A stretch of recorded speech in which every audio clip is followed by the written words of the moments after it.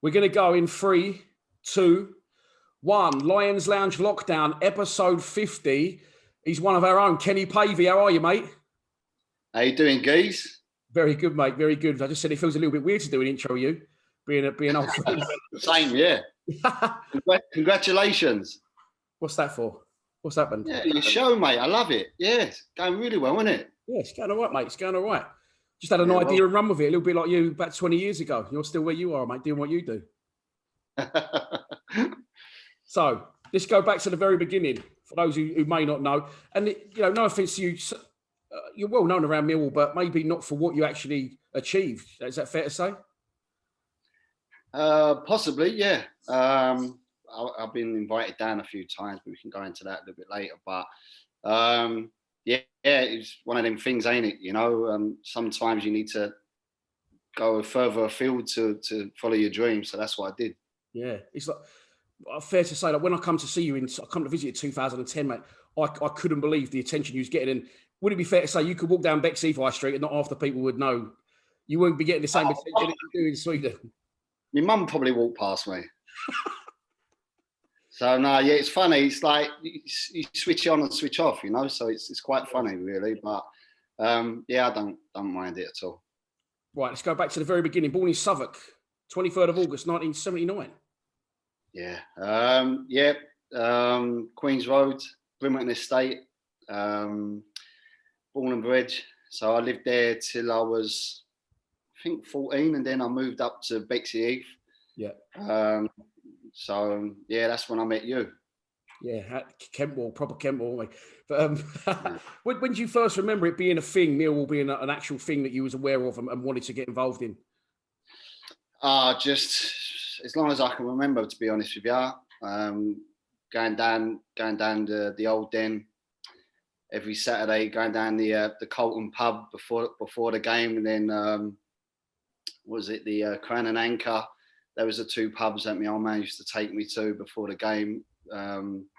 So I was quite lucky, really, because of the era that I went to the games in the 88, 89 season, 1991, where we were, well, it's our best seasons ever, weren't it, really? Especially the first season up, So they were my heroes. The crowds were amazing. The atmosphere was amazing.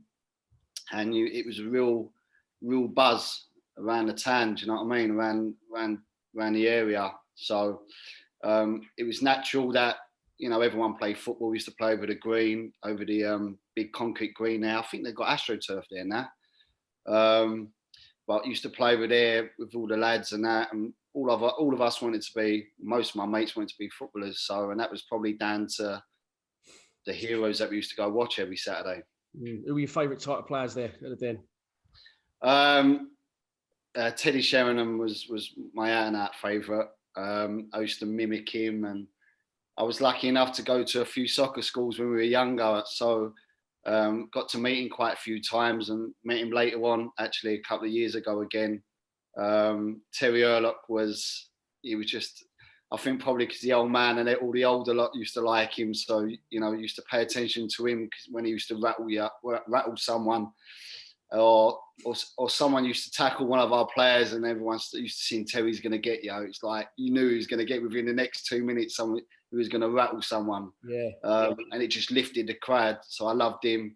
I liked Kevin O'Callaghan and Jimmy Carter on the wings. They were really exciting, and Cass, of course. So, but yeah, I also got a chance to meet Brian Orn over here, because he's been over here. He works with a lot of the Swedish clubs. That's right. Yeah, doing the pre-season stuff. So I got to meet him and talk about stuff. So he was one of the heroes as well. Yeah, he's a legend, Aldi. You're right in saying we're the same age. I think you might just be a school year older than me, but by the by, growing up, I say the same thing. At that time, you didn't realise as a kid that was the best it was ever going to, well, to this point, it's ever going to be, do you? No, not at all. Not at all. I remember the games. I was ball boy against Aston Villa at home when Urlock scored that half Buddy Ollie. Yeah, I remember. I think it was it 2-2 or did we win 2-0? I think we won 2-0. That was when I watched that back recently. The pitch was so badly cut up. He scores at the cold ending, didn't he? Yeah. I think it was. It might have been Jimmy Carter scored the first one, and I was ball boy against Man United as well at home. It's a funny one. It was a funny one. That was the moment I realised how hard footballs were, proper footballs. I've got. Dan, I'm standing on a thing, the ball's come over and I've got all my mates behind me, right? So I'm giving it Charlie Big Potatoes, you know, I'm standing there, black spool tracksuit on. Do you remember the ball boys ones? All black hoodies and all that. Anyway, the ball's come over and I could have left it, but I've decided to be a bit busy and try and get it. I've got it and I've caught it, but it's sort of like rubbed against my hand and my chin about 50 times. Got dig. Oh mate, I felt like I was getting punched. But the thing is, I've got all my mates behind me, right? So my jaw for the first time was absolutely ringing. I'll never forget. I remember, I think it was Paul Ince coming over and throwing it to Paul Ince and trying to put on a brave face. But yeah, that was a good time as well. So we've done a few of these. One of our own people have come on. They've been brilliant, Johnny Garton and Louis McCarthy Scarsgill. But I said before, we need to be careful here because you could actually talk Millwall and Millwall memories and Millwall games even more than I could. You should be doing this channel, really. You could go all day, mate, couldn't you? Go all day. Yeah, but especially in the old days, like I said, I used to travel everywhere. So, I was there when we got the 1-1 at Liverpool away. I remember the night game, Norwich. Remember that Robert Fleck, that last minute goal there. Yeah, brilliant. It's just amazing. Just good moments, yeah. What do you remember about the old Den? We're one of the lucky few because we left there when we was like 13, 14, but I've got slightly. Yeah, I've got so many memories. I even remember watching England B, I think, down there. I remember Terry Urlock playing and Brian Orne. Yeah, I remember because Ian Wright was sitting in the stand. So we went over to Ian Wright. I think he was playing for Palace at the time. Or he might have I think it was Palace at the time, yeah. And I was there the last game of the season. It's a funny story. We used to, after a while, we were Cold Blow Lane for years. And then for some reason, we started going at halfway. And the last game of the season, the last game ever at the Old Den, sorry. People running on a pitch, yeah, like during the game. So a couple of people have gone on, and so I've gone on. My mate Darren, I remember, never forget. He runs on a pitch, and I follow him. So we run on a pitch. He gets the match ball. We run on the other side with the family. The seats directly opposite, yeah. So now I've got to get back, right? So I've got to run on a pitch again. So I run back on a pitch to get back, but stewards come, so I run on the away end, but the Millwall side. So I've jumped over there. Rolling, yeah. And then I've managed to tell the steward, get me back in, gone back there. Then at the end of the game, everyone's standing up there ready to run in and that. And I'm up on the fence again. And my old man's come down and he's gone, whatever you do, don't run on that pitch. Because I was playing for Millwall at the time, I forgot to mention. It's probably the reason why I didn't get a contract. But yeah, so and then everyone was running on, and he tapped me on the shoulder and went, "Go on." So in the end, I ended up getting on the pitch. So we got the net, and it was hilarious where we lived. Because I lived in a flat, and all the flats, you could tell who went to the game because people had JVC, the sponsible JVC and Mike's painting the decorating thing and all that. You know what I mean? He went. Oh my, that is classic. Yeah. It was me and another geezer. Yeah, so I managed to get a seat. I was trying to knock the seat off, and one of the coaches come over to me and another player was there, and he said, "If you ever want to play for Millwall again, you better go home." So we went, yeah, of course. And then he turned and carried on knocking his chair out. So I mean, I got the chair, the net. Someone got the net and they shared it all, cutted it all up and shared it. So I've still got that. You got the Winston Link cable sign. Yeah. So, that was obviously a great memory, a funny one, but it was a great memory. And as you said there, you said you was a Millwall player at the time. You started out playing for Athenley, didn't you? Yeah, down at Nunhead. It was weird because I started playing football really late. I didn't join Athenley till I was 11. Yeah. So I always used to play on the estate with my mates and all that. And I was probably, out of all my mates, I was probably the last one to to join a club, and I went down Athenley, did a trial thing. I played a training match against a Welsh team. Weird. I don't know what they were doing, but played it. And I scored 4 goals. We won 4-0. I scored 4 goals. So they went, yeah, we're sacked. We'll have you. I did really well the first season. Got player of the year and top goal scorer and all that. And Millwall signed me straight away. Back then you used to play for your Sunday league team. Yeah. Funny enough, I said that to my boy the other day. He's moaning about joining the team and playing one day a week. I said, I used to play for the school, the district, your pro club. Like, you was only not one day a week. You didn't really play football. So that, wasn't it? Yeah, it was ridiculous. I mean, I think about my son, he trains even more, but he's only at one team. But back then, do you know what I mean? Like you say, you had your school, you had everything. So, and it was a bit weird. My experience at Millwall was, I don't know. I think it was probably my passion for the club, and I think it's really hard to play for a team that you love so much. And I felt I weren't the same player when I put the shirt on. I felt I was a little bit. I mean, people know me as an aggressive player, but something happened to me when I was playing for Millwall. It was more about, I don't know. It was a weird feeling. I didn't really live my true potential at the club, so I wasn't too surprised. I was surprised, but I weren't totally shocked when I didn't get YTS. You know, I was gutted, mate, absolutely gutted. And the thing is, I remember the talk was that because of my birthday, you mentioned it, there's not a lot of difference in it, and they apparently thought that I was going for YTS the year after because it's August 23rd, so it's one of them. I think the 31st was the cut-off point for that. So you're a school year older than me, but you're only about 4 months older than me. Yeah. Yeah, exactly. Yeah. So anyway, it was gutting, and it's an hard one to take, and but lucky enough, at the same time, there was this Sittingbourne in I think they were in the Dr. Martin's Premier League or something. They were doing this YTS. Yeah, I remember. So they did this massive trial. It was hundreds of kids done this massive trial, and Alan Walker and Steve Lovell were the coaches there. So the old Millwall connection. So I thought, it must be a good thing. Went down there, they had a Pucker Stadium and all that, and they was having a right go at that point, weren't they? Oh yeah. I remember them signing a player called Raphael Mead he played at Arsenal and then went to Portugal and played for Sporting Lisbon, and he was earning a nice wage down at Sittingbourne. So they were really splashing it out. So I went there and did my YTS there.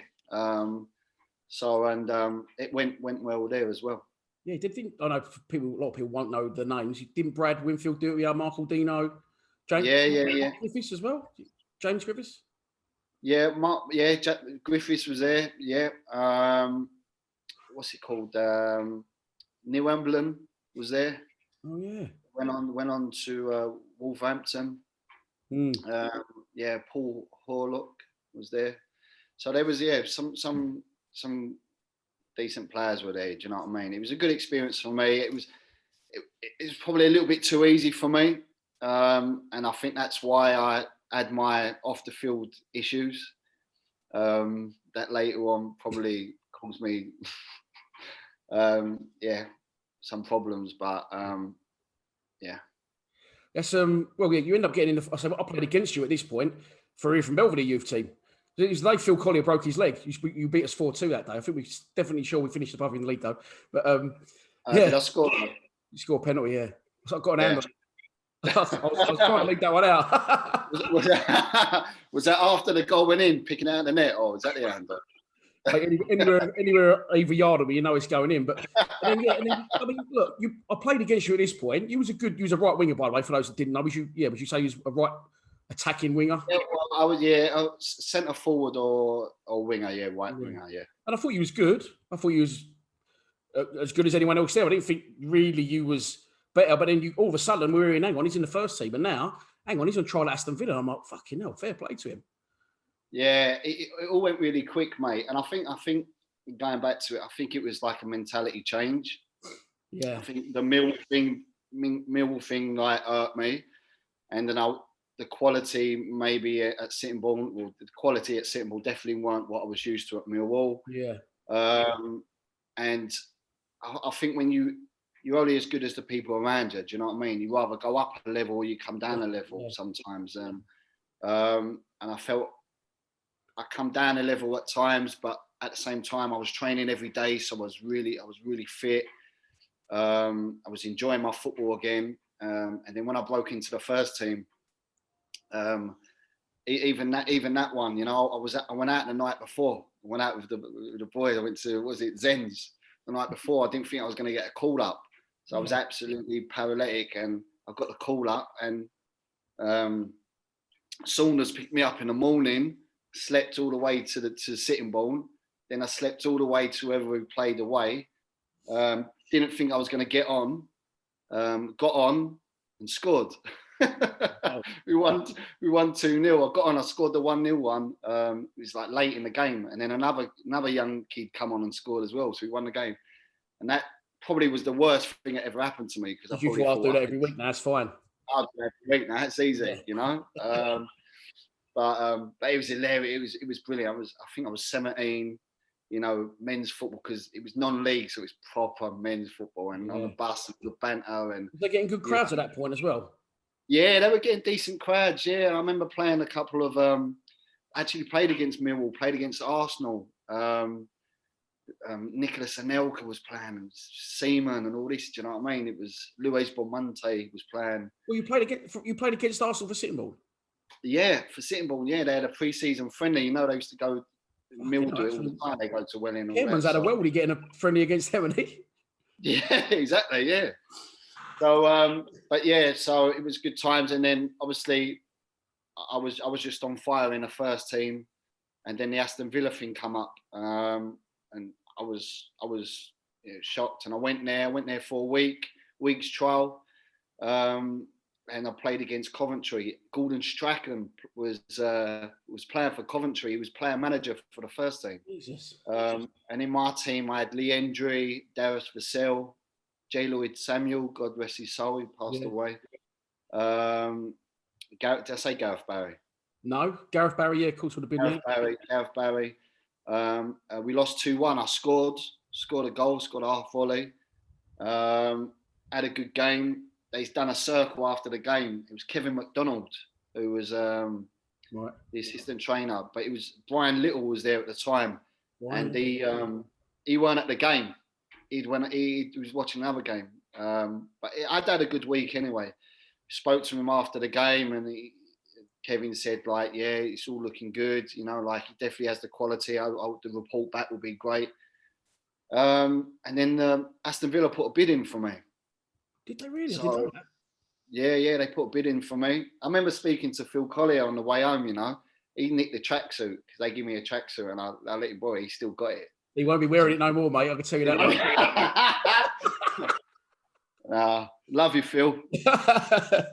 But yeah, I'm speaking to Phil, and I was just saying, like, oh yeah, you know, I had a pucker game. It seems all good, and literally all week, because I went back, and all week, every other day there was something in the paper, like the Gazette, Kent Gazette, you know, about it. Negotiations going on, and I'm standing at, I'll never forget, I'm standing at Gillingham train station, Dan, and I just thought I'll go and have a look at the paper if there's anything. So I've had a look, opened it up, back page, Villa Dream falls through for Pavey. Like, fuck. And it's got there, and it's got the manager saying, oh yeah, you know, he's taking it well, and you know, he's definitely got the quality. There'll be other clubs and all that. So, and I'll get picked up by a couple of the players to go to whatever game it was. And I just switched off. I literally can't remember much after that. And I think that's when I was so angry at the club. So they obviously rejected it, not told you, and then off their own back put an article out about it as well. Well, wait. Yeah, I've still got it. I've still got the article. Do you know what I mean? And I think I put it up on Instagram a couple of years ago or something. But anyway, because they couldn't agree terms apparently, and they wanted Sittingbourne to be like a nursery club down in Kent. You know, like they got these feeder clubs, club, yeah, feeder club, like plotted around the country. And Aston Villa they were actually probably ahead of their time back then doing it. And I just lost my head, mate. If I'm honest with you, my head went. And rightly so. And I like looking back, if I would have just, you know, took it like a man and just said, all right, it is what it is, knuckle down and carry on. But instead, I went the opposite way. Bad attitude. Was going out before. I was doing all right, but I was just, yeah. I mean, I was having a lot of nutty things happening off the field and that, and it was affecting my game. I think it was weird because I was speaking to my old man and he was just talking about general football. And he said, like, you know, would you ever thought about playing abroad? And this is the God's honest truth. I was talking about Barcelona. He went, oh, what's your favourite team? Well, what team would you love to play like? And I was like, oh, Barcelona, of course, you know, like Barcelona. And Dan, I'm telling you, 2 days later, the phone rang. And it was the guy that scouted me. That's the Villa scout. Yeah. And he said to me, are you interested in playing abroad? I've got a contact. And I'm thinking, it's not going to happen, is it? I'm not going to Spain, am I? And so I'm going, yeah, definitely. I said, me and my old man were just literally talking about it a couple of days ago. And he went, yeah. I said, which country? He went, Sweden. I was like, oh, for fuck's sake. Sweden? And he went, yeah. And he said, oh, yeah. And he told me about the team. Apparently the team was a team that had just come down from the top league and all that. And I was just like, I've got to get away. I'm having murders here. Do you know what I mean? I'm doing things. I need to just get away and knuckle down. So I went for a week's trial. I did really well. So they extended it to a month. Yeah. I set up a winner in the local derby. So that got me some bonus points. And then I scored in my first start. And then they wanted to sign a 2-year contract with me. But the thing is, Dan, I went there in the summer, mate. And this town it's a small village, really. The team's called Lundskill, is that right? Young Sheila. There you go, close enough. Yeah, that was me for about 5 years, mate. Saying I used to. Oh, I really practiced that as well. Yeah. Fouled. So I went there. I've gone there in the summer, and this town basically everyone goes there in the summer from Gothenburg, right? No, it's not where Batman lives. That's what most people say. No, right? Anyway, so it's about 45 minutes, an hour from Gothenburg. So everyone's got their summer houses there. So everyone from the city goes there in the summer and all that. It's lovely by the coast, water and everything. So I've turned up there and it's lovely weather. Some of them were it was full time, but some of them worked. So they used to train about 5 o'clock, something like that. So during the day, I was down at the sea, we're playing football. I think I'm like Copacabana Beach, you know what I mean? We playing all the football, all the food. They were sponsored by Nike, right? So we had all the Nike tempos here, go and take this, I've coming from Sitting Bull, do you know what I mean? Where, you know, so I'm thinking, this is the nuts, do you know what I mean? Yeah. Had a really good start, signed a contract, 2-year, wallet, went back to England, had Christmas, come back in January. Everyone had gone back to the city. Snow up to my knees, like Wild Wild West, mate, like ghost town, no one around. I'm like that. Oh, mate, what have I done? Oh, really? And it was really depressing. The first couple of months, it was so depressing, mate. They had this like, I don't know what it was, like they call it glue. It's like a mix between concrete and sand that they used to train in back in them days. They have AstroTurf now, but it was a weird old thing. It was like when it was wet, it was all right, but when it was hard, it done your knees in. So I was a little bit depressed in the beginning, to be honest with you. But then I got going and everything, and it was all right. But again, it was probably the wrong club for me to go to because I was saying earlier about the level. The level was probably too low for me, and I come down. So I was stuck there for a couple of years. I was doing all right. I mean, it was the second division in Sweden, but I weren't really, again, Um, Playing at the best ability I think I could have done, you know. Yeah, second division in Sweden, in comparison, I suppose that it's going to be sort of the same sort of level as Sitting Bull, I would imagine. Nah. It was better. I mean, we played against Leeds United. We lost 4-2 against Leeds United. They come over to, and that was when Leeds United got to the semi-final of the Champions League. So the only two people that didn't play was Viduka and Rio. Everyone else played. They had Robertson in goal. Then at half time they changed for. Oh, so, yes, fair enough. So you've gone to Sitting Bull then, and you've gone to Sweden, but you stepped up a level, but you still didn't feel that was enough for you. Nah, not at all. I mean, nah, not at all. Because I was looking at the top league, and I was thinking I should be playing there, but I won't get any opportunity. I got the midfielder of the league two years in a row, and no one had come in for me, and I was just thinking. And then the team who I ended up signing for, AIK Stockholm, got relegated to the second division. Right. And I played against them at the. Do you remember when England played against Sweden and Brolin scored that nutty goal? Yeah. It does the celebration. Yeah. Lineker comes off. I think it might have been his last game or something like that. And Graham Taylor took him off. It's when we didn't. Yeah. And he's fuming. So that stadium. That was Eichel's home stadium. Right. Okay. So we've gone there and I've looked at this stadium and I'm thinking about that game. And as much as I wanted to, on the way there, I think it's just another game. It's just another stadium. Yeah. But then when I come on the pitch, mate, it was it's 3 tiers. I was just like, oh my God. It was the biggest crowd I've ever played in my life. And I think it was only about 18,000 at the time because they were second division. And I ended up playing the game of my life. And they wanted to sign me straight away. So at the end of that season, I went.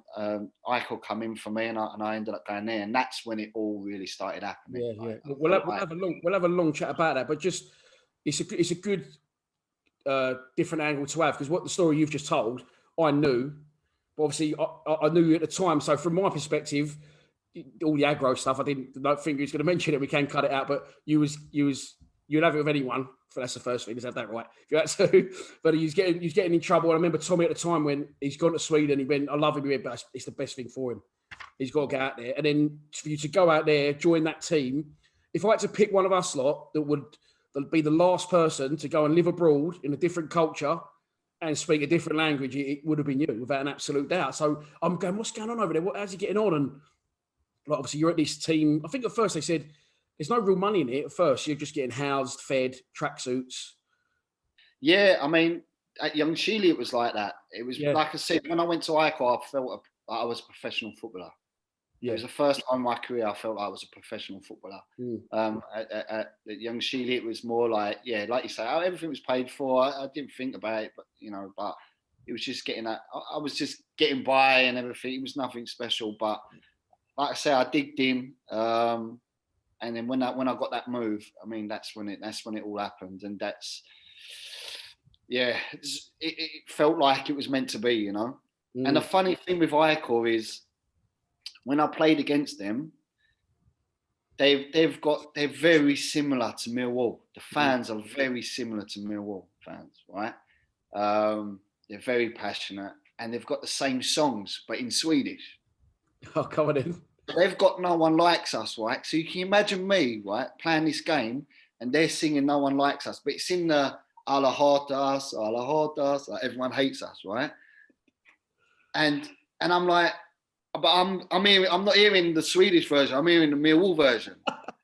So after 2 minutes, I've absolutely rattled one of their players.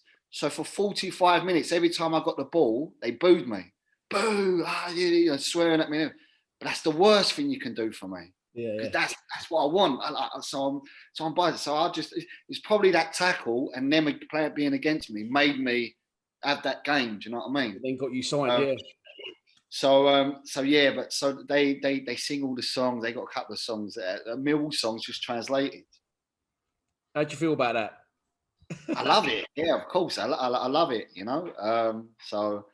And I think it was good, that like pals that have come over and seen the games Mm. Couldn't believe how big it was. Oh. Do you know what I mean? I mean, as I say, we talk about Phil, our mate Phil Collier, good mate for both of us. But he come over to see you a lot, didn't he? And he'd come back and show me videos, mate. Like he's going off. Yeah. I mean, the first derby I played in was 34,000, and then I ended up leaving Icor and then going back to them to the new stadium, Friends Arena, where Zlatan does that overhead kick. You know, when they beat England 4-3 or 4. That's Icor's home ground now. Was it 52,000? So the derby I played there was 48,000 people, and it's just like electric. Do you know what I mean? And for me, that was the dream from the beginning. Like that's what every youngster wants. They want to play in the big games. You know what I mean? And it's a little bit of a shame now the way football's gone. You know how people's careers are. You know, I always say it. Now it feels like a player is judged by how much money he makes, rather than what he's actually achieved in the game. Yeah, do you know what I mean? And the money in Sweden is nowhere near like the money in England. Do you know what I mean? Yeah. But I'm really proud of what I achieved. You know, I played in the Champions League. I played in Europa League. I won the league, the highest league. I've won 4 different leagues here. The cup here. Do you know what I mean? So I can always take that with me. Do you know what I mean? Yeah, I ain't got a Ferrari outside, but I've got that. Oh, you got the memories, but it's so true. Like, when I used to do these soccer AM shoots, the drills, you chat the manager afterwards, and we sit there and they go like, these kids now, they've all got houses built. Like this kid was on loan from Chelsea to Brentford. I can't even remember who it was at the time, about 4 years ago, and he had like 30 houses. Never kicked a ball in the first team, so it's just more proper football still out there in Sweden. Proper like wanting it. Do you know what I mean? Yeah, and I think now because there's been so many Englishmen that have come over now. Like that was the thing. I later on met Teddy, and he played for Djurgården, which is Icor's rivals. He was out here. He come out here when he was playing with Millwall. He was sent out here. I think Vinnie Jones, Peter Crouch was out here playing in Division 3. Yeah, on loan from Tottenham. Do you know what I mean? Yeah. But other than that, there weren't that many people really going abroad. People prefer to go down to non-league, and then what happens is they end up getting a job and doing it 50-50, and then falling out of football, or just being happy playing non-league. Now you see all the youngsters going even younger abroad, going to Portugal, going to Spain, going to Sweden. There's loads of English lads over it. Do you know what I mean? So my advice to any of the youngsters, you know what I mean? You just got to keep believing in yourself and follow your dream wherever it is. Do you know what I mean? And I think sometimes I moved here when I was 18, Dan. Do you know what I mean? Never lived on my own before. You know, all of a sudden, what was the culture shock like for you? I know how much you used to love Gym Palace and things like that on a Saturday. Yeah, it was a big culture shock, mate, to be honest with you.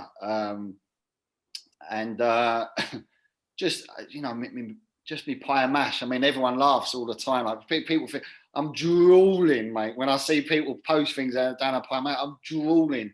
I come home and everyone knows the first thing I do is go down a pie and mash shop. Yeah. It's silly things like that that you crave. Do you know what I mean? Biscuits, certain biscuits, or even with PG tips. Now they started selling them here, but silly things like that. You know, I've got to have about 4 tea bags in my tea for it to taste like strong enough. So they're different things. The music that I listened to at the time.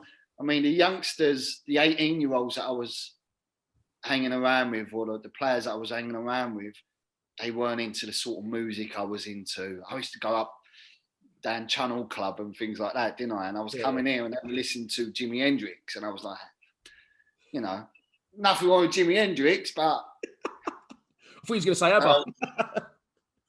No, that was later on, but so it was certain things, and I was together with a Swedish girl, and it was the same. It was just, the banter and things like that. And I joke. It take me half an hour to try and explain a joke that I've done. You know what I mean? So it's just like moments past, love. Moments past. Also, as well, like not just saying it because you are a massive Millwall fan. So to step away from that and like I know every time you've come back, we've gone to games together, sat together in the East Lower. Like at times that'd be like, fuck me, I'm gonna have to miss. I can't go Millwall ever. Really? Do you know what I mean?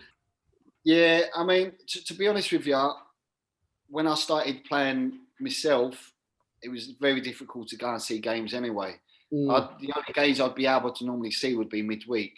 Do you know what I mean? Because I'd play on a Saturday as well. So I probably got to see Millwall more when I moved away, to be honest with you. Right. Every time I come back, I'd go to a game and that. Do you know what I mean?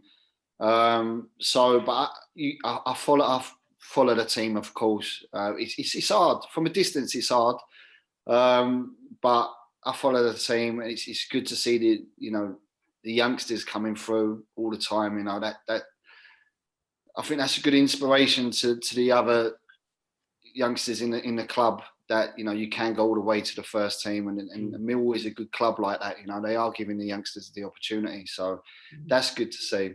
But it is a shame that I missed the games, but I had really good moments there. Do you know what I mean? Going to Wembley and and being lucky enough to be in the best era and seeing all them games. Yeah. So, but and to be honest with you, Nat, we've probably seen more Millwall games than here than I did when I was in England because they show a lot of the games. Yeah, I was watching the Watford game the other day. It was live on TV. Do you know what I mean? Yeah. With a geezer from Deptford and a geezer from Woolwich. Can you imagine that? How's that come about? No, they're friends of mine that live here. I met them, but there's a pub called the Tudor Arms, and it's the oldest English pub in Sweden, definitely in Stockholm. So it's blinding, mate. It's like home from home, and people come to banter and that, and you've got all the different people. You got Northern Pete and all blah blah. It's blinding. And you got Ray, who's Millwall, and Ray's proper up to date with all of it. So he's always informed me about, especially the youngsters coming through, So yeah, go down there and it's a good banter there at the pub. Do you know what I mean? So, but yeah. You said the IK fans are quite similar to Millwall fans in a way. And we'll get onto you winning the league in a minute and when I come to visit you. But firstly, is it fair to say that they're very similar to Millwall fans, but their expectation level is a lot higher? In regards to winning things? Winning things. Yeah. I mean, like I said, it's a club it's got good history. But I mean, you would think they win the league every year, but they don't. It's like every 9 years or something like that. And before we won it, I think it was something like 20 years before that. But because they always have good runs in Europe. I mean, they were in I think it was 98. They were in the group stage with Arsenal, Fiorentina, and who's the other team? Barcelona. Who's the other team? Have I mentioned Fiorentina and Arsenal? Anyway, yeah.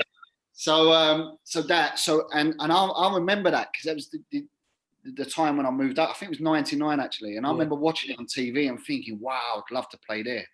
And then later on, they had another good run in Europe where they were in Napoli and PSV. So, I mean, they're well known actually around Europe, but I think it's probably very similar to Millwall. It's probably more famous for the fans than the actual football. Do you know what I mean? Yeah, the actual production on the pitch. So I remember when I come to visit, I think it's 210. Stag do.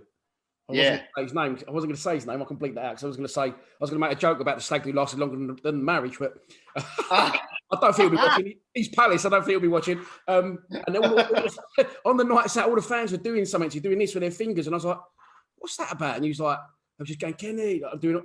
And that was the amount of years, whatever they was doing since IAK had won the league. And at that point, you won the league, actually, but then you went on to. Yeah, I think you come over the year after we won it. We won a double. Right. Well, actually, and actually it was called they called it the triple, but the next cup was the year after. Mm. But it was a long time coming. Do you know what I mean? And I think because the way I played, They call you Millwall Kenny as well, didn't they? The fans. yeah. So I've got a T-shirt.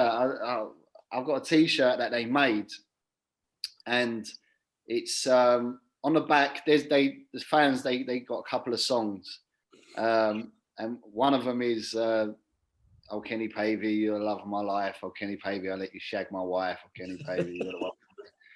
And they've got that song the lyrics printed on the back of the shirt, and on the front there's a St George flag, the ICOR badge, only one Kenny Pavey, and then on either side of it is the 2 Millwall Lions. Oh, blinded. So I've still got it. So yeah, so they know I love Millwall and everything. And as I said, you know, there are very similarities in the clubs, but because the way I played and that really early on, I got a really good connection with the fans. And it just grew really. So I think it was last year I was invited back to be an honorary guest, which was nice. Fan baron, I think they call it, where you go out with the flag before the game and that. So it was a nice moment, you know. And I have to say, going back to when we won the double, I got a letter from Millwall the day before the game. Oh, really? Saying, wishing me all the best. Good luck at the game, and if you win the game, we'd like to invite you and your family down to the Den. That's brilliant. So obviously we went there, we won the game, we won the league, and my son's first ever game at Millwall, he's on the pitch getting photographed. So there was like a 4-page bit in the programme and that I've got, which for me it was just like, what a moment. And also it just showed what an amazing club Millwall is. Do you know what I mean? How many clubs would do something like that for a player that only played in their youth team? Yeah. Do you know what I mean? So that went a long way for me. Do you know what I mean? So my love for the club just grew even more. So that was a special moment, you know. I remember going on there, my uncle as well. So, you know, taking a picture and all that. So it was a really special moment. Your boy's going to think that's going to happen every time he goes back to Millwall now, though, on the pitch. Yeah, well, he's been down a couple. The last time he went, what was the last? One game he went. Oh, I felt so sorry for him. The poor boy. He's obviously he's got every Millwall kit since he was born, right? So obviously when he goes to school, all these pals have got Real Madrid, Barcelona. He's in with the Millwall. Do you know what I mean? Bless him. You know, I know he likes Barcelona, but whenever I'm around, he says he's a Millwall fan. And we took him to the game and we got thumped, I think 5-0 or something silly like that. And he's on his own. Everyone was downstairs having a beard. He was up there on his own, still clapping them. Like he was just buzzing to be there. Do you know what I mean? Bless him. Yeah. So, yeah. He's turned out a player himself as well, mate, isn't he? Yeah, he's doing well, Charlie. Yeah, he's doing well. So we'll just see how it goes. No pressure. Let him just enjoy it. Do you know what I mean? I'm just happy that because there's so much things that comes with playing sports, you know, from yourself, you know. You know, keeps them off the street, keeps them fit. Feels like they follow instructions better, you know. So you know, it feels like they grow up a little bit more mature when they have to take instructions, you know. And he's playing at ICOR as well, so he has the same number as me. So it's no pressure. It's nice, you know? No pressure, son. You say just talking about it, you always had confidence in your own ability, and I like that. That's good. So you sort of played with Sitting Bull, went on the pitch, got on the pitch, scored. Went to Aston Villa, scored. Went here, I thought I was too good for this Swedish club. Went to IAK. You're just pushing yourself and pushing yourself. Was there ever a sliding doors moment when you could have had the opportunity to come back to England when you was at your peak, or? Yeah. I mean, this is one of the things I forgot to tell you, mate. I quit football for a year. Do you know what? I don't know if you remember. I come home for a year, and I think I played. I say I quit. I went and I weren't playing for about 6 months, and then Walks was down at Tunbridge Tunbridge Angels, I think they were called. I can't remember what they were called. And he said, like, what are you doing? I was playing with some pals at a silly league, just playing football. And he said, what are you doing here? Like, come down here. And he was giving me a bit of money, like, every game. And I got in a bit of trouble over it. It was after a couple of years. And in the summer, Barnsley in the Championship were watching me, and they wanted me to come over in the summer break. You know, because we have a summer break here. Most countries do this, apart from England. So we have a little summer break. So I flew home, and I went to Barnsley, and back then I was like, I'm not big. I've never been big, but back then I was, you know, what you see is not what you get with me. Do you know what I mean? So I think Nigel Spackman, as soon as he saw me, they were struggling. As soon as he saw me, he thought, nah, this kid's not, he's not going to be what I need to get out of this. You look a lot bulkier now than you was then. Yeah, well, I'm about 15 kilos difference. You know what I mean? Yeah. But I went there, and he said that, and I did one training session, Dan, and he come to me and he said, look, we're struggling, and I'm looking for someone with a bit more stature. He said, but there's an intern match tomorrow. If you want to play, you're more than welcome. I'm like, you've invited me. You've scouted me to come here. Someone's told you to come I've come from fucking Sweden, by the way. I ain't come from Doncaster. I mean, so I've gone, yeah. Like, now I've got the yump. So I've gone, yeah. Of course I want to play. You know what I mean? I've come all this way. Anyway, so we played this game, and I've just gone around and absolutely larruped every single person on that pitch. Honest, I'm knocking them up and down, blah, blah, blah. Scored, come on one-on-one with a goalkeeper, and I've done like a step over, gone round and put it in. And there was a few Barnsley fans there, and they were like cheering me on. Anyway, we're walking off the pitch. Spackman's come up to me. Can you come in my office after the thing? So I'm like, yeah, right. Anyway, I've gone in there, and he's with another trialist, and he said, just want to say thanks for coming. We'll be speaking to the agents. And I was like, yeah, all right, whatever. So I'm on my way home. My agent calls me. He went, I heard it went really well. I went, yeah, but you know what he said yesterday. He went, no. He really likes you. Done a U-turn. He's done a U-turn. Yeah. So I've gone, all right, what does this mean? He went, right. He said, they ain't got the money to buy you. He said, but my contract was going out in about three months.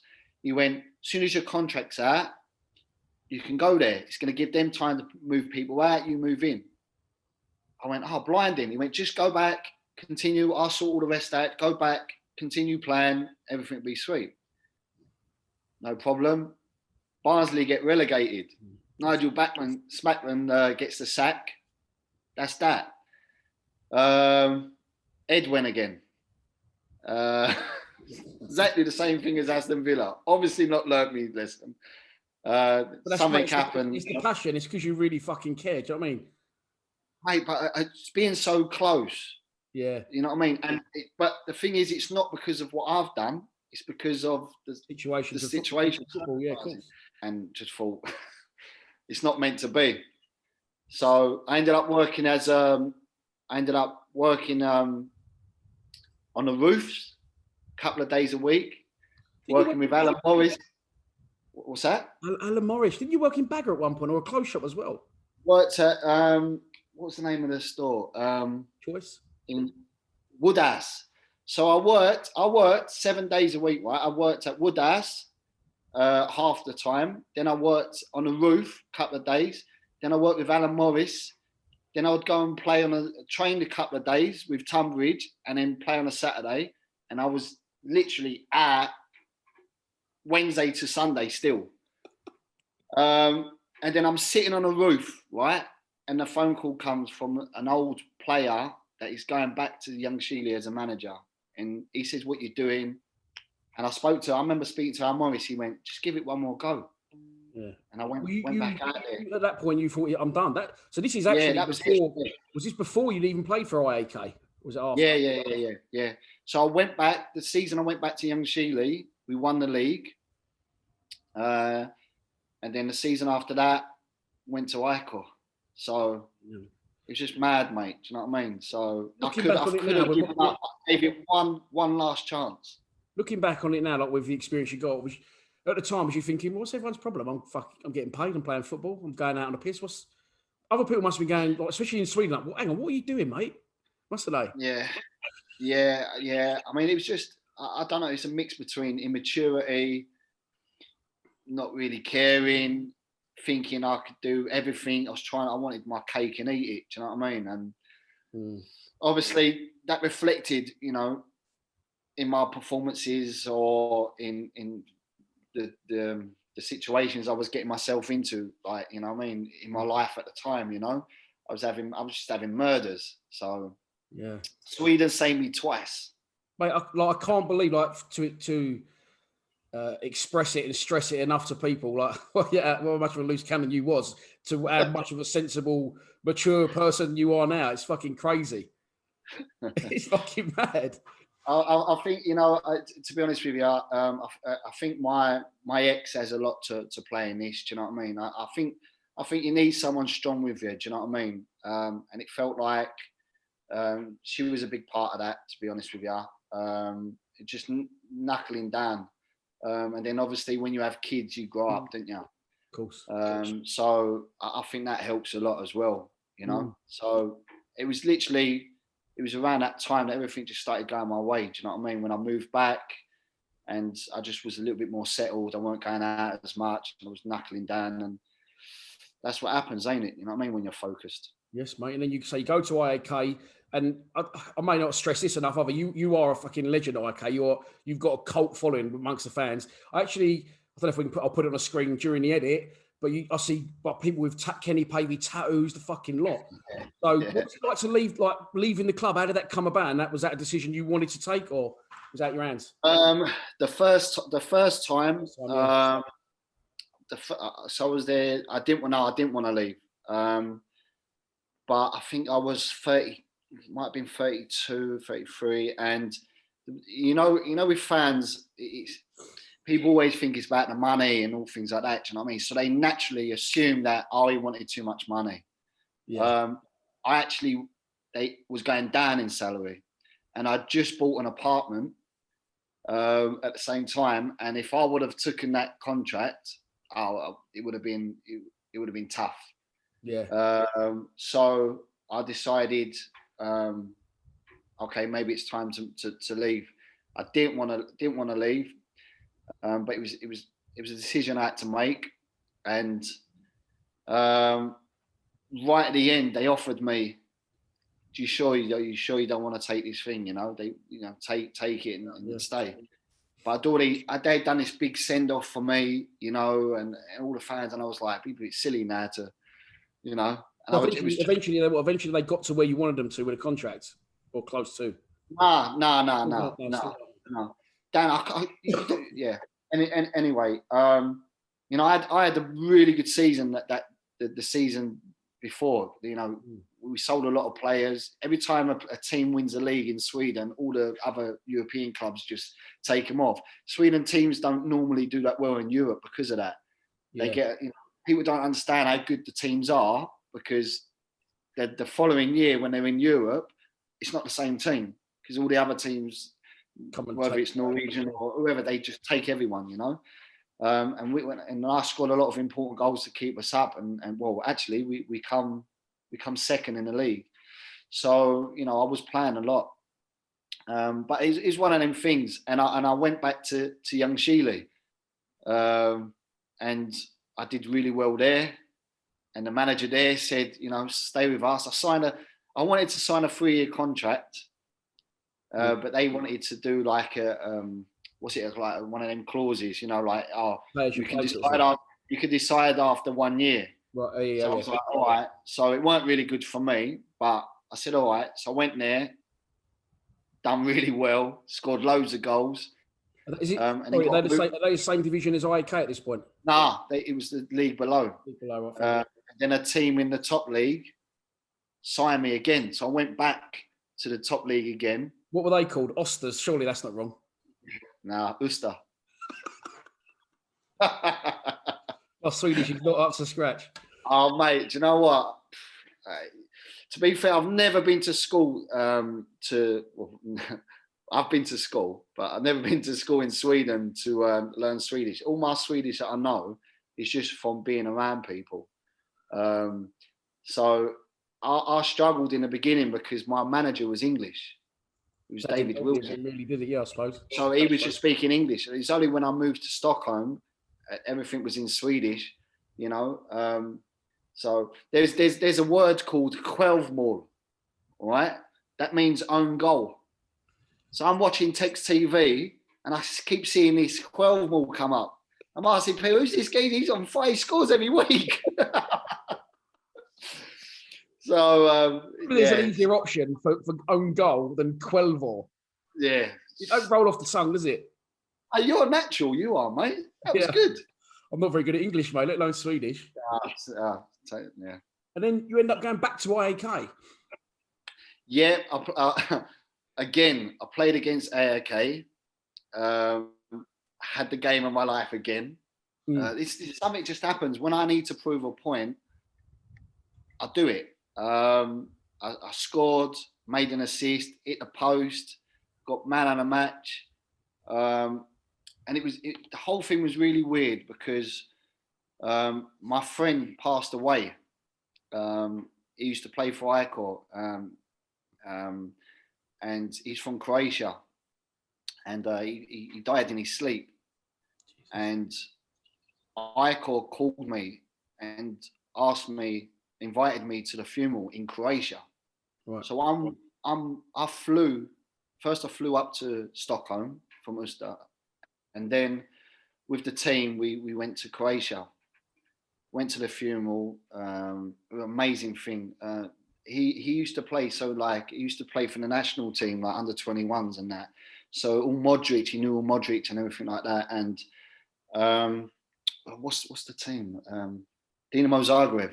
So we went to their stadium, and we've gone up the lift, and we've come out, and this press conference, it was just, and everyone was kind of like clapping us. We come in, we sat down, it was just press everywhere. Done this big interview, there was all this talking, Then we went to the funeral, and it's the biggest funeral I've ever seen in my life. It was massive. They've got a statue of him. What's his name? Ivan Turina. They got a big statue of him at where he rests. So flew back 3 days later, or 5 days later, I think it was. I have to play against Icor. Oh. It was like weird. It was weird. So 1 minute I'm having that moment. Next minute I'm playing against them. And then at the end of the season, Icor wanted to sign me again, sign me back. So I went back to them, you know. Was there like when you left, when Millwall didn't want to sign you permanently, you said there's a little bit of a heartbreak and a weird feeling. Was there any bad feeling when you left IAK the first time? Or a little bit of disappointment maybe, that maybe held you back from wanting to go back? Or definitely not? I was fuming. I was absolutely fuming, mate. Yeah. I was gutted, fuming. And when I heard they wanted me back, I was so angry because I felt like I wasted 2 years, because that's another, I don't know, 60 games. You know what I mean? The thing is, you played for this. Sorry, who's the first thing you played for? What they called? Ljungskile. You played for them 3 times, Ljungskile, but you don't even mention that in the same breath as IAK. So that's your club, isn't it, IAK? Yeah, I feel like a little bit disrespectful, but that's where the passion is. Do you know what I mean? When I put on that shirt, when I put on a football shirt, you go out there and you do your thing. Do you know what I mean? But when I think it's the fans and just the atmosphere and everything. It's just electric. You know, I feel like I can run through walls. There's a famous goal that I scored, and it was in the derby, and we needed it to stay in the race for the gold. It was only 2 games left after that, and I come on and I score my first touch, and I've jumped over the sponsor boards. Then they've got these fences, and they've got spikes on the top of the fences. So I've jumped over one sponsor board, jumped over another one, and I've just leaped up this fence and not realising about the spikes. So I've put my hand right through this spike. Well, not right through it, but it's sliced all my hand up. And I'm screaming like this, going absolutely bananas. Come down, banged it, you know. It took me about 5 minutes to get my breath back. Bra utav Flavio, lyfter Marcus Jonsson och styrningen från Åbol och returen i mål! Kenny Pavey som kommer in precis efter bara en minut så gör han målet.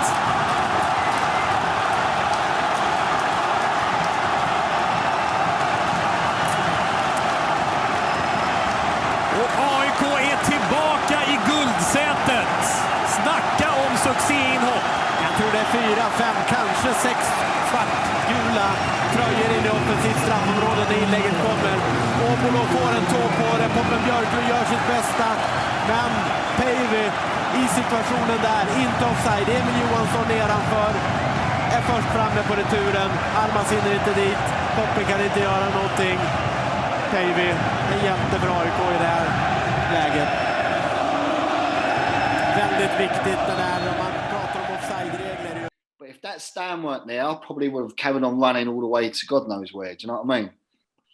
But and I remember afterwards, I must have I don't know, I dared air back then, so I must have moved my hair out of the way or something like this. But because of the blood on my hand, I not realised it because of the adrenaline.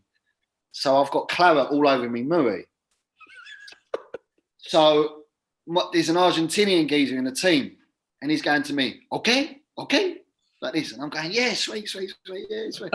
He's going, okay, and he's pointing at his head, thinking, like, are you calm? Are you calm? Yeah. He's actually pointing all the blood around my face, but I don't see it. I'm like, yeah, sweet, Pedro. He's doing his job. So yeah. Oh, brilliant. So you end up going back to IK. So was there a little bit of the old Kenny Pavey spitting the dummy out? No, fuck you, I'm not coming back. When you did go back, or did you? No. When I was fuming that I wasted them 2 years because under that 2 years, like I said, I could have got a lot more of appearances that I really wanted to really be up there. So I'm not sure, but I must be up there, one of the most appearance foreigners in the club. Of course. So I wanted to just really knock on with that, you know. Yeah. And at the same time, they got to the group stage of the Europa League. They beat CSK Moscow to get to the group stage, and they had PSV, Napoli, and who was the other team? Well, Barcelona again. And another team. I can't remember. No, not Barcelona. Real Madrid. No. And another team. I can't remember who they were. And I was just watching the games, and I was thinking, I should be there. You know. So there was a little bit of guilt and a little bit of anger, but I was just, I was going backwards and forwards to the family, going up every weekend. You know what I mean? So I got to move back permanently, back with the family every day, back with the club where I wanted to be, So everything felt great, but. Yeah, so I was there for another 2 seasons and then left. Yeah. When you did leave finally, was you at ease with it then? Was you happy with? Nah. You fucked off home for 6 months, got Val Morris on the roofs. Yeah. Went back, started doing plumbing. I don't know, mate. The thing is, I think I was 36. Yeah, 36 when I left. So, but I played I'm 42 this year. I played 2 games last season for a team. Like they called me out of retirement to help them. So I feel great now, but I felt just as good then. Do you know what I mean? So I wasn't ready to leave, and I was more than happy to be part of the, not play every game and that, but be part of the squad and all that. I scored some important goals and things like that, but it is what it is. In my mind, I'm always, you always think, yeah, you can still do it, but it weren't meant to be. But that's how it was, So one of them things. Mate, as I said at the start, I'm double. We're not finished yet, but the last person I would think would go abroad, live a different life in a different culture, and speak another language, to be there. What is it, 22 years later? Some going, mate. Yeah, it's mad. I think, like I say, from 2005, I've been here solid. I had the first couple of years I was there. The thing is, the manager, the English guy, when I first moved to Young Sheila, or just the club, they were understanding I was young, and I used to get maybe an extra, because the pre-season over here is ridiculous.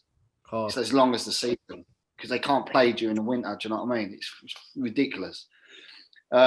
So they would come back in January, but I'd come back end of February, and I'd go home straight after the season was finishing, end of November.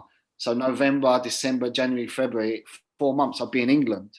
So I didn't really feel like I was there. I'd be like coming here, and I'd come home and I'd be with the lads, and then I'd go back and then I'd play and then come home. Do you know what I mean? So I was bouncing backwards and forwards. Between Lungshili and Deja Vu. Deja Vu, yeah. So, mad, isn't it? So, but then I knuckled down, and I never thought of it as well, mate. And when I first come out here, I never thought, to me, it was a stepping stone to somewhere else, something else. But it was just what I needed. Do you know what I mean? So, no, I have no regrets on anything. You learn from your mistakes. If you can always say I would have done things different, but it builds your character, doesn't it, and the person you are. So you're not involved in football anymore at all? You're still involved? Because I didn't know whether you were coaching, DJing, and then you told me off air what you actually do. So I coach a Division 2 team. Yeah. So I'm assistant coach there. So I've had 2 years now of doing the under-18s head coach. I'm working with an amazing guy who's shown me more of a modern day coaching rather than the old school stuff that I was brought up with. The game's changed so much. It's more science, and it's more recovery and different phases and all this. You got your badges? Remember, I got me. I'm up to me UEFA B only so far, but I've got to do my pro next. But it's something I'm really interested in. I'm really enjoying it. I do that because it's semi-professional, so I do that of the evenings, and then I work at an international English school during the day. Kenny the teacher. I've never fucking thought I'd see that. That is crazy. I know. But so what I do, this is it's funny because I work as I work with the kids with bad behaviour. So it's so perfect mentor. So, but it's the thing is it's good because the kids know who I am from the football thing. Yeah. So with the boys, it's really easy. Yeah. And the kids, like, because of Instagram, they judge you by that, don't they? Oh, he's got followers and things like that, so they think, oh, that's cool. Yeah. And I've just done an advert on Swedish TV. Yeah. So that's got me some bonus points. So when I speak to the kids, I can speak to them normal and they listen. The teachers, they just tell the teachers what to do, or whatever. But I'll pull them aside and I speak to them and all that. And I can be honest with them. I can tell them the roots and how I was at school and the things I did and all that. Yeah. So that it's fun. It's also made me grown. You know what I mean? It's a different way of having to work with the computers and PowerPoints and all things like that. I'm used to. You must have trained in this then. Did you train in this? No, the first year I was there. Well, no, I'm not trained with it. It's just the job. I did the interview, and they just thought I'd be perfect for this particular role, and I've just grown into it. Now I'm like middle management, believe it or not. Jesus, quality, mate. It's brilliant. So I'm doing that, and then I do my DJ stuff like that. I wasn't taking a piss there because you love your music, didn't you? And then I've seen you doing some decent gigs. Yeah. So I've been doing some gigs and that here. I've been doing like different stuff. So I enjoy that as well. So just doing a bit of everything, mate. Really. Yeah, mate. Do you think you'll ever come home?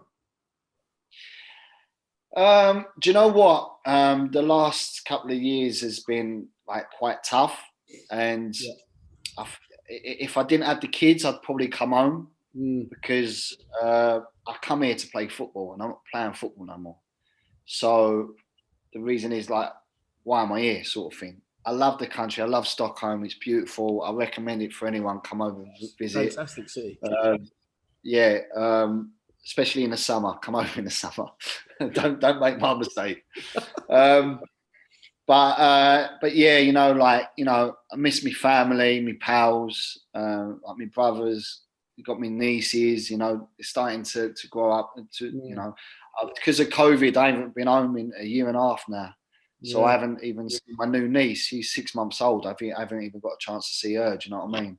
Yeah. So yeah, it's a bit tough like that. Do you know what I mean? But I've got my kids here, and they've got to finish their school. I can't take them out of school. So like my daughter's 15 can't be far this off, year. can she? My daughter's 15 this year, and Charlie's 13 this year. So yeah, so I'm going to be here for at least, until they're ready to do what they're thinking. Make their own decisions in life, yeah, definitely. Yeah. But I ain't got a problem in staying, but I have definitely thought about coming home, yeah. Brilliant, mate. Okay, so I'm going to press you for like Millwall memories now, because obviously you haven't played for Millwall, so I always ask the same questions to ex-players. I can't ask you those. So we missed out during the interview. We spoke about before the two stories, if you want to share them, when you played against Millwall and when you went back to Millwall. If you want to share it. Yeah, when I was at Sittingbourne, we were playing some youth cup. I can't remember what the cup was. Played against Millwall, and I remember two players that stood out for me was Stephen Reid and Tim Cahill. Tim Cahill was unbelievable. Millwall won 2-0, but I remember they were leading 2-0 at half time, and Walks went into us at half time, and he just kind of said, like, they're taking a piss, someone, you're giving them too much respect. So obviously my head just gone ding. So I've just had to get it, because Tim was absolutely running the show. So I've just gone into and just absolutely rattled him, and he's gone down and he screamed, So I've gone to go off, and because he screamed, I turned around because I got the other to sort of get, and he squared up, and it was just a natural reaction. Just gave him a slap. He's gone back down again, and as I've slapped him, I've gone, oh no! So I'm kind of like picking him up, saying sorry, looking at the ref, saying sorry because I knew a few of the players. Do you know what I mean? And I'm kind of saying sorry to everyone, sort of picking him up, like just a moment. Nothing happened to it, And then after the game, like, I can't remember, a couple of players said, "Oh, you lost it a little bit there," and I was like, "Yeah." But oh, mate, you saw already at that early stage what a quality player he was. No one, our central midfielders couldn't get near him. He absolutely won the show. I think it was actually Stephen Reid that scored the 2 goals. But and then obviously they both went on to have amazing careers at Millwall in the first team. And even though they're the same age, especially Tim, he's got to be a hero for a lot of us. Do you know what I mean? Yeah. Amazing player. And the other one was you're laughing, isn't you? That's why I just said nothing. I just went silent just to let you take it away. The other one was, so I've come home, and Mill do these events, obviously, every now and again, the dinner and meals and all that. And they did this Mill Legends one where all the legends turned up. And my brother was going with his father-in-law. They had tickets.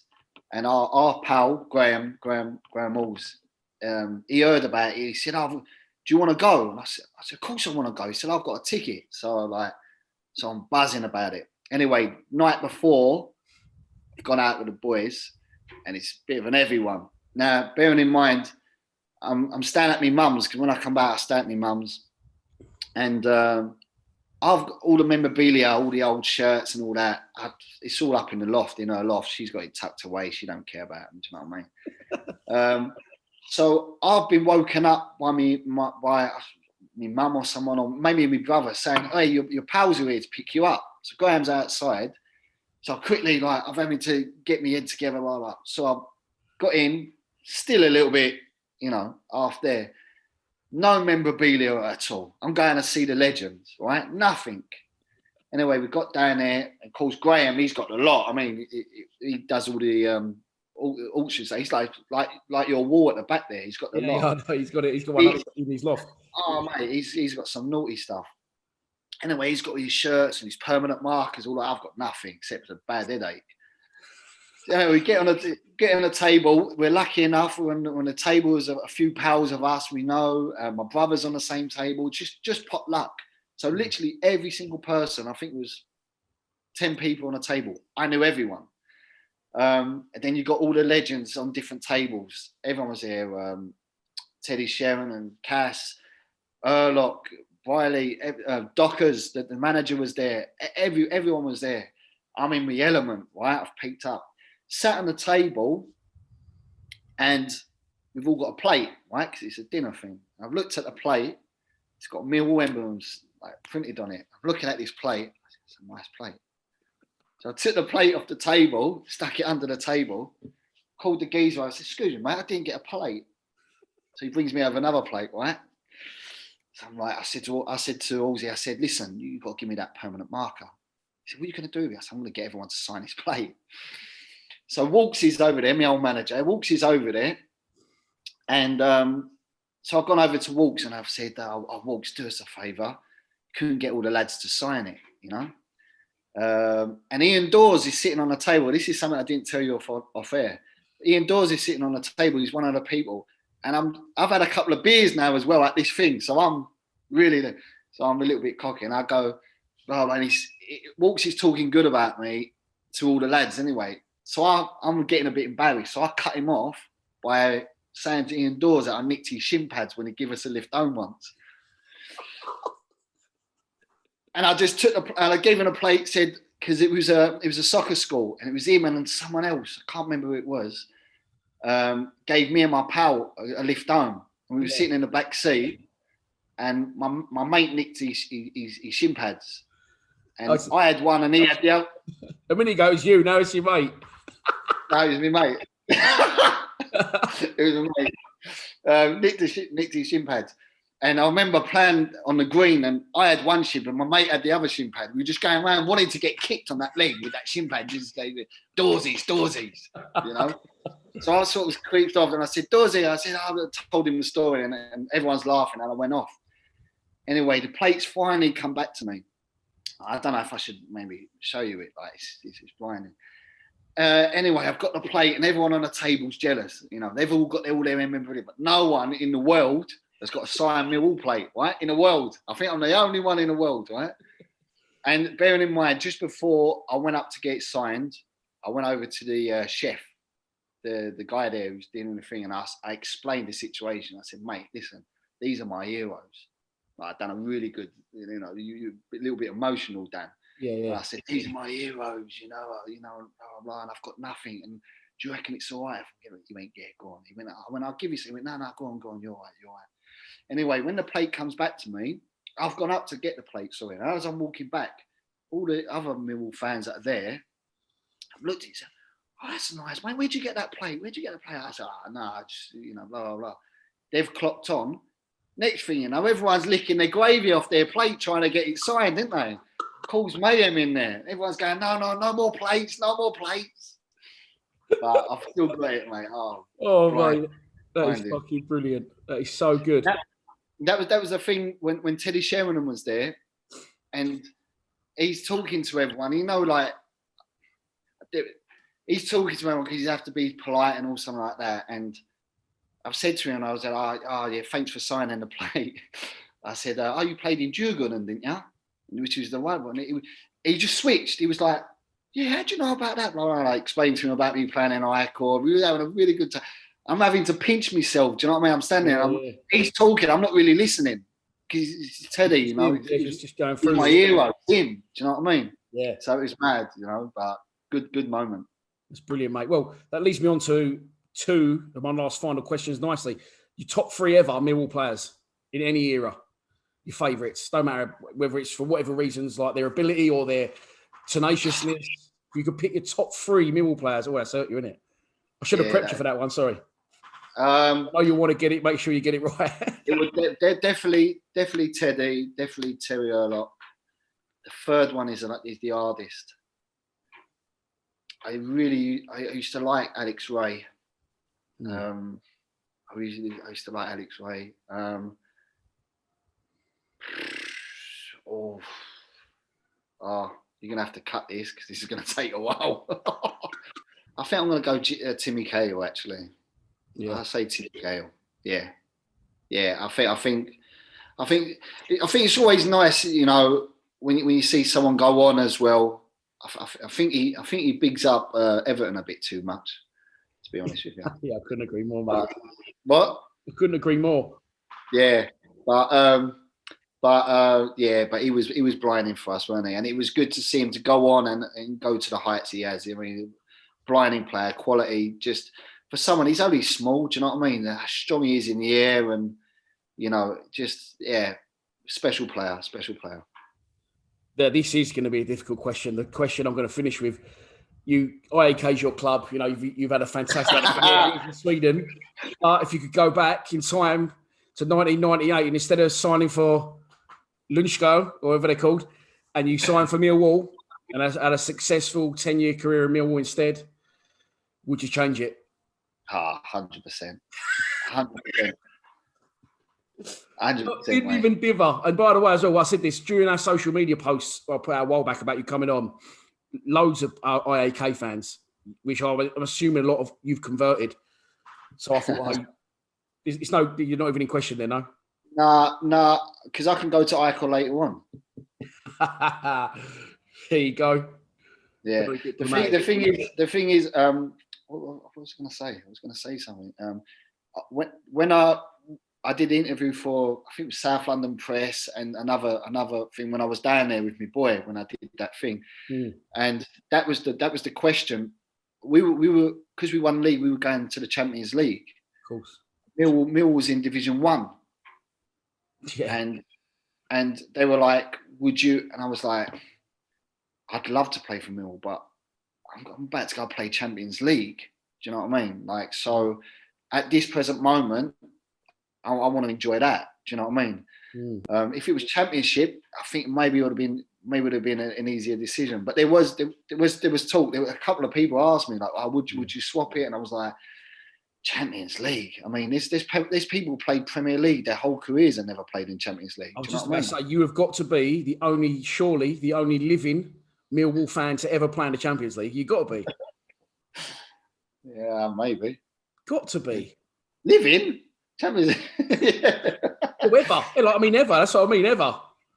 Tim Cahill? He's never played fan, is he? As you said, he's got... he's Everton fan. He's definitely an Everton. Everton and my club and all that shit on Instagram. Yeah. Got to be. The only proper... the only person from Peckham ever playing the Champions League. Got to be. Yeah. No, Rio. Rio's next. Rio. Forgot about that, prick. Mate, it's been an absolute pleasure having you on. I fucking loved it. Thanks, mate. Yeah, thanks for having me. Legend. Top man, Ken. Thank you so much, mate. Take care, yeah?